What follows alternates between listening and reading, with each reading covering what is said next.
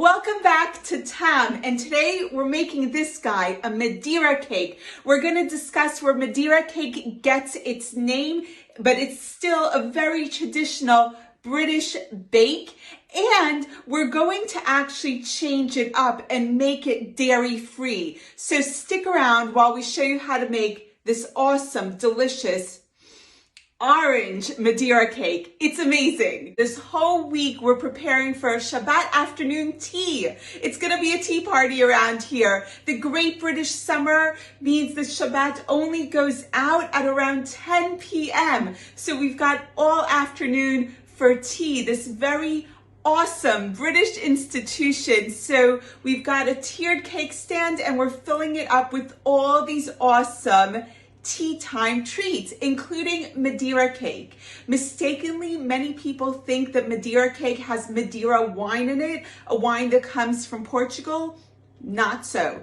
What happened is that this cake is introduced to Britain and people would eat it and drink Madeira wine at the same time. It was a relatively dry cake and it needed that sweet fortified wine for it to really shine. Nowadays, you could just eat the cake. It's got a lot more moisture in it. And I'm gonna walk you through making this very simple, very delicious Madeira cake, but we're gonna change it up a bit so that it's actually a dairy-free cake.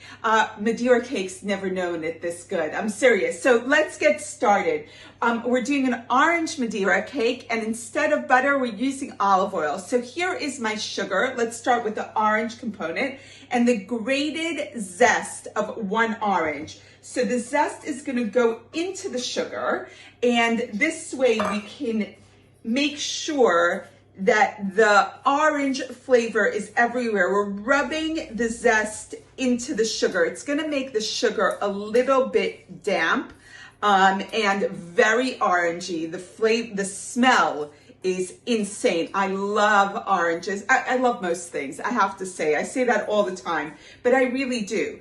So there is my orange sugar. Make sure that all the zest is in there.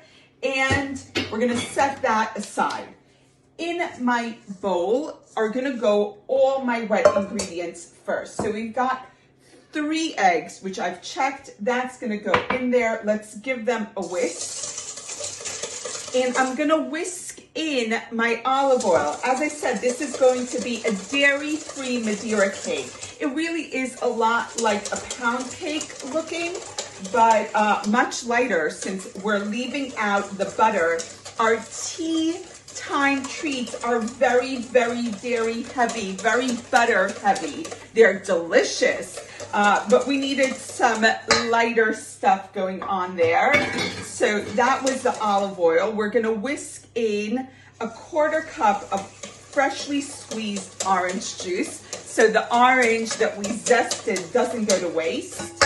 And that's all in there. Very exciting. And now, here's my sugar. I'm gonna use a tablespoon and a bowl, which I should have prepared earlier. It's all happening here in the kitchen. And I'm gonna take out a heaping tablespoon of sugar and set it aside. The rest of the sugar is going into my egg mixture, and we're gonna whisk. So there is my egg sugar liquid combination. Let's set that aside for a moment. Here I have my flour. I'm adding to that my baking powder, my baking soda, and a drop of salt. And I'm gonna use a fork just to mix it all together. And there we go, done. I told you, this is an amazing, super easy cake. I love a cake that doesn't require my mixer. My entire flour mixture is going in, and I'm gonna use my whisk to mix it all up. I love a 5-minute cake, who doesn't? Seriously. My last ingredient would have been, if this had been a dairy cake, buttermilk, but because I am trying to eliminate all dairy, what I have here is soy milk. To the soy milk, I added half a tablespoon of vinegar, which has actually soured and curdled the milk, which is going to help the cake be light and fluffy and delicious. So my soy milk and vinegar mixture is going in, and my cake has come together. The batter is ready. Oh my gosh, this is awesome. Okay, sorry, I'm very excited about cake. Here is my loaf tin. I've lined it with paper, I've greased it, and my entire batter is going into my loaf tin. And we're almost there. Our final step is actually what for me makes the perfect cake. I'll show you. First, let's make sure all the batter. I'm recently teaching my daughter how to bake, and she hasn't learned that everything in the bowl needs to go into the cake tin. She doesn't even lick the bowl. That's the only excuse for leaving anything in the bowl is because you want to lick it. But no, it's all going in there. Oh, this is so good.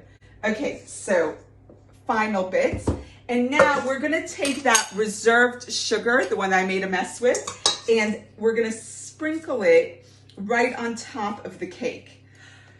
And what this does is create a little bit of a crust on a very simple cake. It adds a bit of texture, which is so, so nice. This is going now into the oven for the next 35 to 40 minutes until it is golden and delicious and baked through. And our tea time treats are starting to really come together. This is getting very, very exciting. So into the oven, 35 to 40 minutes at 180 degrees Celsius, and then our Madeira cake will be ready.